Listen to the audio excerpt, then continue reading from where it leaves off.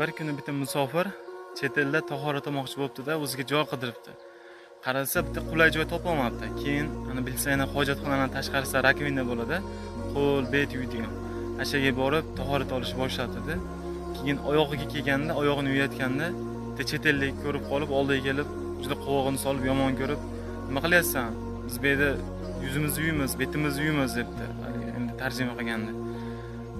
"Sen oyog'ingni yuyapsan bu yerda" deb haliga jirkangandek qarab gapirgan ekan. Keyin haliga musofir aytibdiki, "Xo'p" debdi, "Men bu yerda oyog'imni yuyaman" deb, "Sen yuzingni yurgansan" debdi.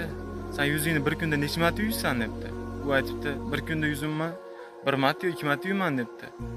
Haligi musofir aytdi, "Men bu oyog'imni kundiga 5 marta yuyman" debdi.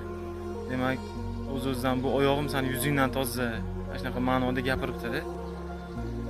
Shunaqa gaplar. Vaziyat yo'q bo'lsa, endi vaziyat bor joyda qilinadi tahoratda. Hech ham xijolat bo'lmaydi bunaqa payt.